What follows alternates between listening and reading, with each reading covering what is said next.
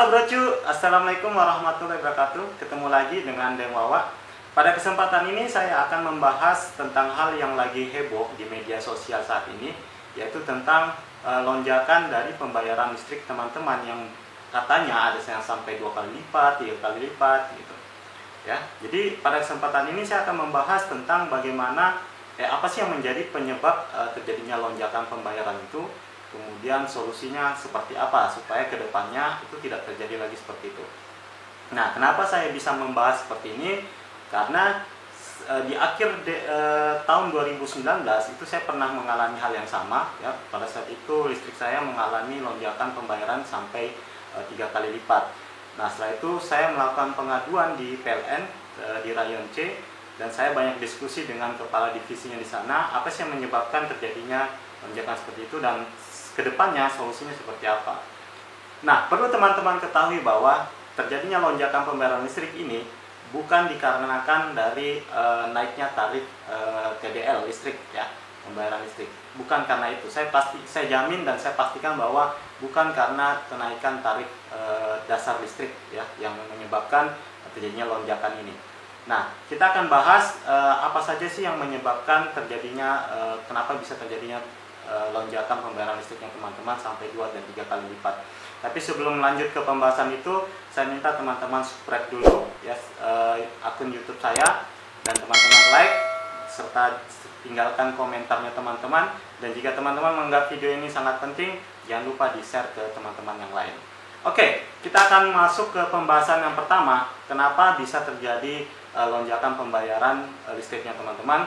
Ada 2 hal yang menyebabkan. Yang pertama adalah ketidaksesuaian antara KWH yang ada di meterannya teman-teman dengan KWH yang ada di pencatatan di dalam tagihan listriknya teman-teman.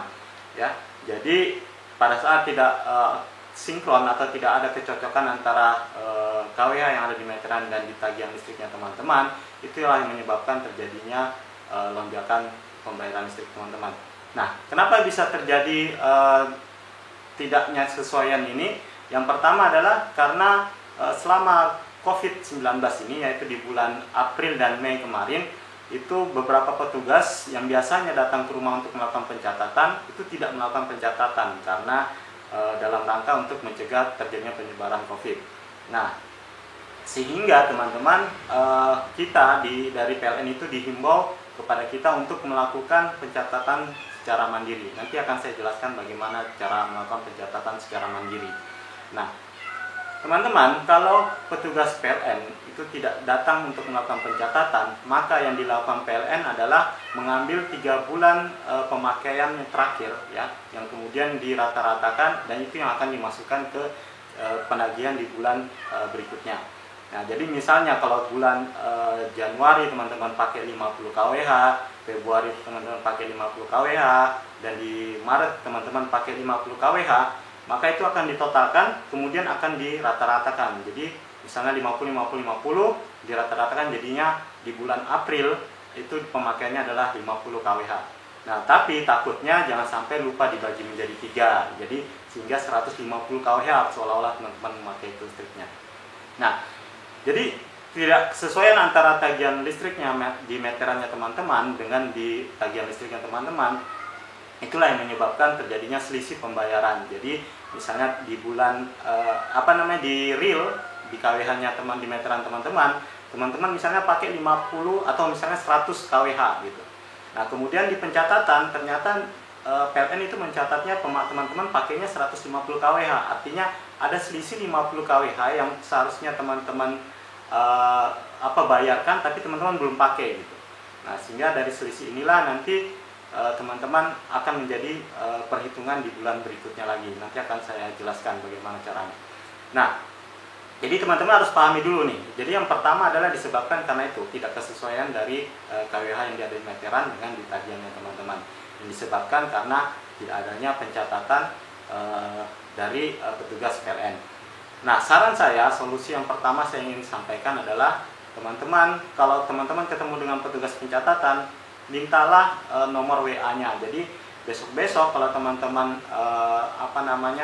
secara rutin setiap tanggal 30 itu teman-teman bisa foto dan kirimkan ke WA petugas pencatatan teman-teman. Nah, selain itu juga teman-teman bisa melakukan pencatatan secara mandiri dengan cara mengirimkan WA ke 08122 123 123. Teman-teman kirimkan pesan halo, nanti akan dibalas oleh PLN ya. Kemudian teman-teman ketik 2 untuk melakukan pencatatan KWH meternya teman-teman.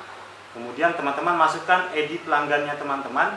Setelah itu teman-teman foto meteran teman-teman dan kirimkan. Nah, itu akan menjadi pencatatan acuan dari pencatatan tagihannya teman-teman di bulan berikutnya. Nah, dengan seperti ini teman-teman tidak akan lagi mengalami selisih ya antara KWH yang ada di meteran dengan KWH yang ada di pencatatan. Dan itu yang saya lakukan selama ini sehingga tidak pernah lagi mengalami pelonjakan atau pembengkakan dari pembayaran listrik. Nah, teman-teman juga harus pahami bahwa pada saat terjadi selisih seperti ini, walaupun teman-teman komplain ke PLN, itu tidak bisa lagi dilakukan yang namanya return atau downgrade, yang tadinya misalnya kita cuma pakai 100, kemudian dicatat itu 150, itu tidak bisa dikembalikan menjadi 100 gitu. Tetap akan menjadi 150, tapi itu akan menjadi utang buat PLN ke teman-teman. Jadi misalnya di bulan berikutnya teman-teman pakai 100 lagi, yang seharusnya itu tercatat 200 kWh, tapi karena kita sudah pakai 50, jadi kita hanya bayar di bulan berikutnya hanya 50 kWh gitu ya. Nah, ini adalah masalah yang teman-teman hadapi, kenapa sehingga terjadi pelonjakan pembayaran KWH. Jadi pastikan dulu teman-teman, untuk yang pertama adalah cek dulu apakah sudah sesuai itu pemakaian yang ada di KWH meteran teman-teman dengan di KWH pencatatan teman-teman. Itu adalah hal yang pertama. Nah, yang kedua adalah kenapa bisa terjadi pelonjakan? Ya bisa saja karena selama teman-teman melakukan yang namanya work from home atau teman-teman banyak stay at home ya, banyak melakukan aktivitas di rumah selama pandemi ini, sehingga pemakaian elektronik di rumah teman-teman itu akan lebih meningkat gitu, sehingga terjadinya pemakaian listrik yang banyak ya dari yang sebelumnya teman-teman.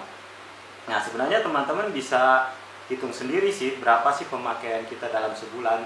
Jadi teman-teman bisa hitung itu, misalnya per 1 kWh itu adalah 1000 watt per jam ya. Jadi misalnya teman-teman punya kulkas itu 100 watt ya. Nah, kalau 100 watt teman-teman pakai selama 24 jam dalam sehari, berarti itu adalah 100 dikali 24 ya. Berarti ada 2400 watt dalam satu hari. Nah, kalau 10 hari berarti kan sudah 24.000 watt ya kan. Berarti kalau dalam sebulan berarti sekitar 72.000 watt gitu. Nah, 72.000 watt kalau kita jadikan ke kWh berarti menjadi 72 kWh. Nah, kulkas saja yang dengan 100 watt itu dalam sebulan itu 72 kWh teman-teman pemakaiannya. Nah, teman-teman bisa hitung AC-nya teman-teman berapa, kemudian TV-nya teman-teman berapa, lampunya teman-teman berapa, itu harus teman-teman gunakan.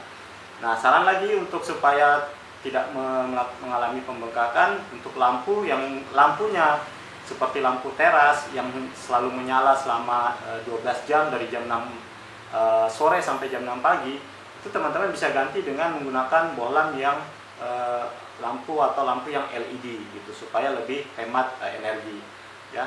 Jadi ini adalah beberapa hal yang teman-teman bisa lakukan untuk mengurangi pemakaian listrik teman-teman selama pandemi ini ya. Jadi itu saja ya solusi yang saya dapat berikan ke teman-teman ya, sekedar untuk menambah pengetahuan. Semoga ke depannya itu tidak lagi mengalami pembengkakan atau pelonjakan pembayaran listriknya teman-teman.